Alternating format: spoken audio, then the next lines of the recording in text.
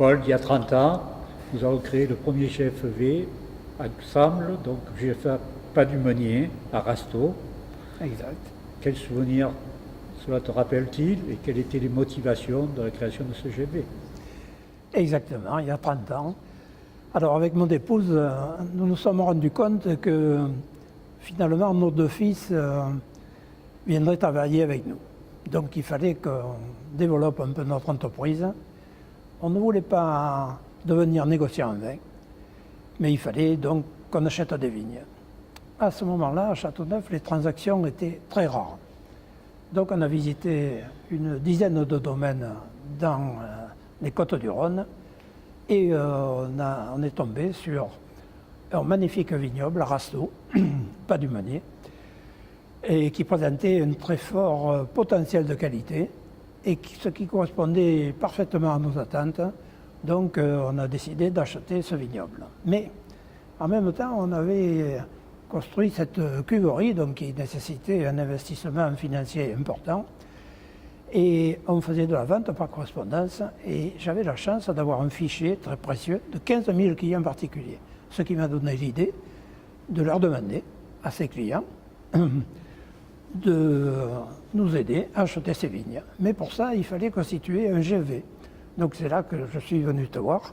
Et tu es notre comptable depuis des années, notre conseiller, tu as toute notre confiance.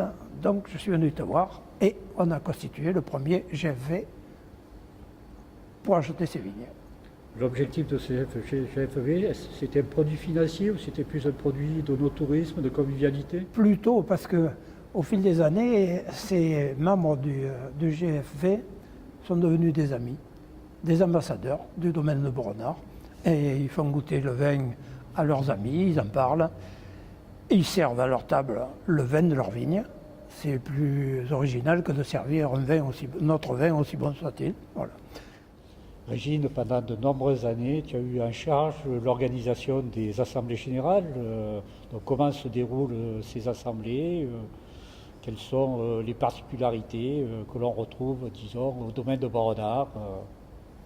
Alors, l'assemblée générale se déroule généralement dans la cour du musée. Le musée étant une vieille ferme qui faisait partie de l'achat du domaine.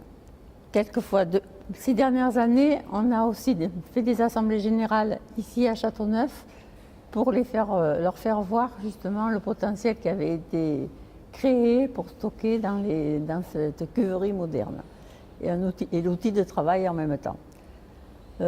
Tu parlais si on était des précurseurs dans certaines façons de recevoir les personnes lors des assemblées générales. Je pense que nous l'étions sans le savoir, c'est-à-dire qu'on avait notre côté famille qui nous permettait d'avoir une organisation un peu particulière.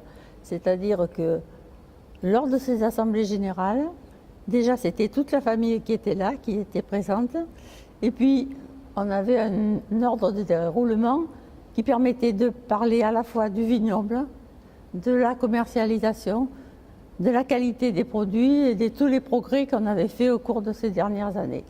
Je pense que c'était bien perçu avec un petit discours de chacun de nous et surtout, l'assemblée terminée, Daniel a emmené les personnes qui étaient présentes visiter le vignoble et leur faire voir et leur expliquer chaque année un phénomène qui se passait soit lors de la récolte, soit lors de l'année elle-même, l'année pour savoir la qualité, si elle était déjà en potentiel facile ou si ça allait être une année difficile à gérer. Par exemple, s'il y avait trop de pluie ou s'il ne pleuvait pas assez, les nouvelles maladies qui pouvaient se déclarer, etc. Après, Paul faisait faire la visite du musée, puisque ce musée a été créé à Rasteau, dans cette ancienne ferme. Et pendant ce temps, on préparait, ou on accompagnait l'un ou l'autre, ou on commençait à préparer ce qui allait être très souvent une paella. Une des particularités du domaine de Boronard, c'est la culture en biodynamie. Et pendant de très nombreuses années, Daniel nous a exposé ces différentes façons culturelles qui sont quand même très particulières au domaine. Est-ce que, Paul, tu peux nous en dire quelques mots? Exactement.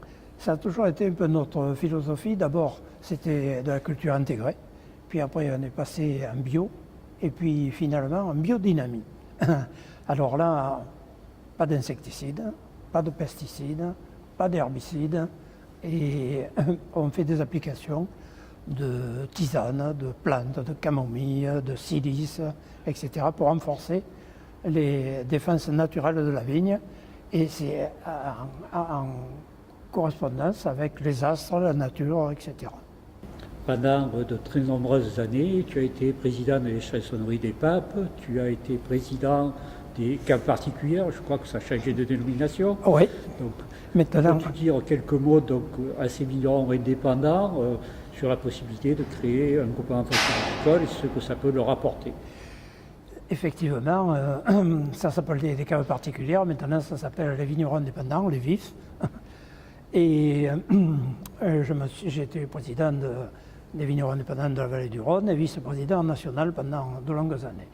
Et ce que je peux dire aux vignerons, c'est que c'est un métier qui exige souvent beaucoup de moyens, parce qu'il faut entretenir le vignoble, le développer, acheter des vignes, la cave, puisque ces vignerons indépendants travaillent leurs vignes, ils font leur vin, ils le vendent eux-mêmes. Donc ça nécessite beaucoup de moyens, que ce soit sur le plan des vignes, de la cave ou du commercial.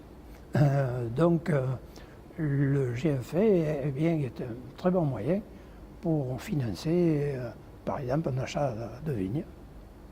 Merci d'être venu à Boronard, tu sais que tu es toujours le bienvenu.